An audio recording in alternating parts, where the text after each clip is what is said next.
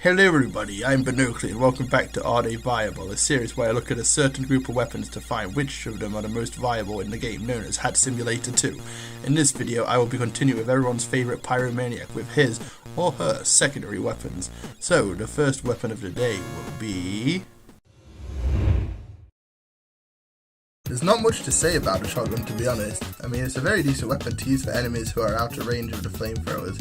While it is a pretty good weapon choice to use for the Pyro and many other classes, there are definitely better choices for it to use, which leads us on to... now this is what all the serious players use. Mix it with a degreaser and extinguisher and you have the most try-hard player in the server. If you don't believe me, just look up a Pyro montage on YouTube. Literally all of them will be using this, believe me. It's clear to see why though, with it setting players on fire from a long distance and its most favoured stat, the fact that you have a guaranteed critical hit when hitting them if they're already on fire. It can also be shot into the water, but this can be applied to every secondary the Pyro has, or literally every weapon ever. Either way, the Pyro's flare gun is very viable in terms of offense and long range attack for all Pyros.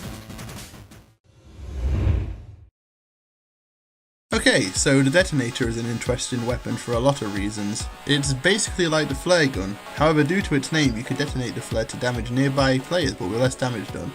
Another utility it has that it can also destroy sticky bombs when detonated too. However, I'm sure everyone knows the real reason why everyone uses this, and that's flare jumping!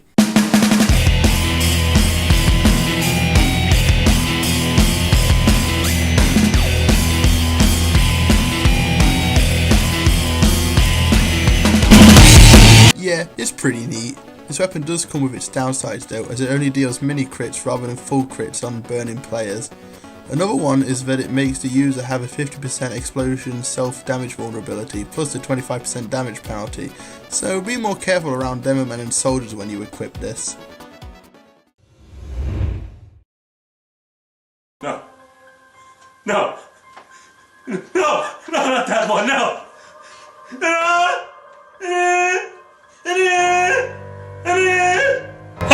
Wow, that's a bit of an overreaction for a weapon. Hypocrite much? No, you don't understand. This weapon is the OP weapon in Pyro's arsenal.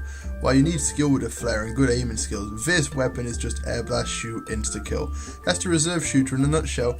Mini crits when the enemy is mid-air. Forget what I said about the flare gun. This is a try-hard weapon. Not once have I seen a Pyro with an unusual that doesn't use this and the degreaser together. Seriously. If not this weapon, then the flare, but at least that shows that they have some skill. This is also the same switch speed upside that the degreaser has, so if you see someone with both of these weapons equipped, run. Oh, it has a 34% smaller clip size. Does that even matter at this point? Why would you use this? There's literally no upside to using this. I mean, other than the infinite ammo part and, its projectiles are 50% faster. Not that it helps the gun in any way. I mean, it doesn't do any more damage to players who are on fire like other flares, so that makes it worthless regardless of the couple of upsides to it, though they are negated when other flares are in the hands of skilled Pyros. So I'm introducing an award for this weapon called the Why Do You Exist award.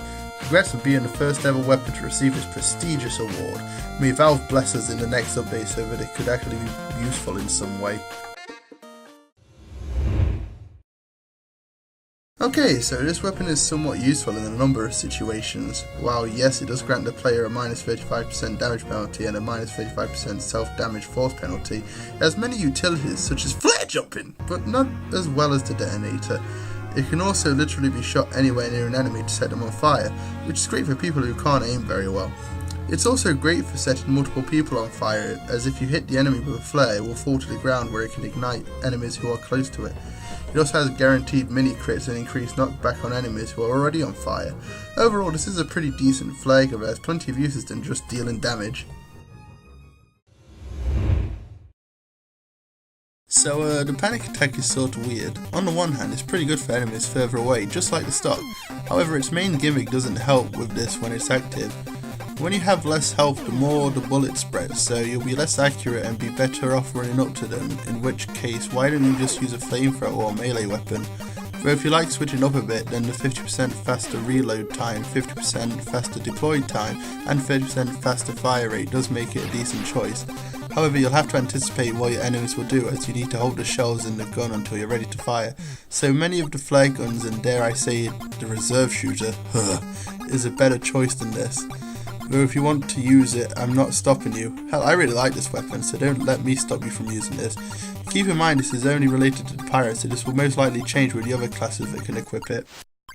So, there were plenty of weapons to discuss in this one, and putting them in order is a lot harder due to how much you can do with each one. However, there are a few I can easily place in the rankings due to how OP or how rubbish they are. So without further ado, here are the rankings for the most viable secondaries for the Pyro. At number 7 we have the MANMELTER, an obvious choice. Its stats are just terrible compared to every other secondary you can have. The only upside really is having it alongside the Flog due to them pairing quite well. Other than that, it's pretty useless. Number 6 will have to be the Panic Attack, just due to the fact that all the flare guns are better for the Pyro. However, in a sticky situation this could come in handy. Other than that though, it's just pretty weak compared to the other options.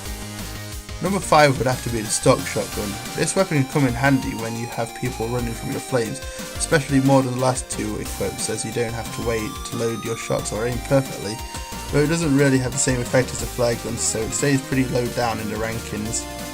Number 4 will have to be the SCORCH shot. While it does have its uses, the Pyro can do most of the things this gun does better with other flares, such as damage output and flare jumping. Still, it's a pretty decent choice for Pyros who still haven't perfected their flare shots. Number 3 is the Detonator. This gun lets you flare jump better than the SCORCH shot and has slightly better damage output than it too. When you detonate your shots it can damage more people as well. However, with this said, number 2 has to be the flare gun due to its much larger damage output and the fact you can combo this very well with the degreaser. While you can't jump with this one, it's still a better gun for long range combat when dealing with single enemies compared to some damage to a lot of players. And number 1 is no doubt the reserve shooter. It's just downright broken with the Pyro and needs a nerf pretty soon. It takes hardly any skill to use, especially paired with the degreaser, and rewards the player with more damage output than the flare gun by doing a thing the Pyro does normally, air blasting. Try and keep away from Pyros who have these, because you'll most likely hate the game after one too many deaths from these kinds of Pyros. But then again, these are just my opinions. Let me know yours down below. The next video will be wrapping up the Pyro with their melee weapons. Let me know about any suggestions of yours down below, and don't forget to like, comment or share this with all your TF2 buds. I've been BonOakley and I'll see you in the next one. See ya.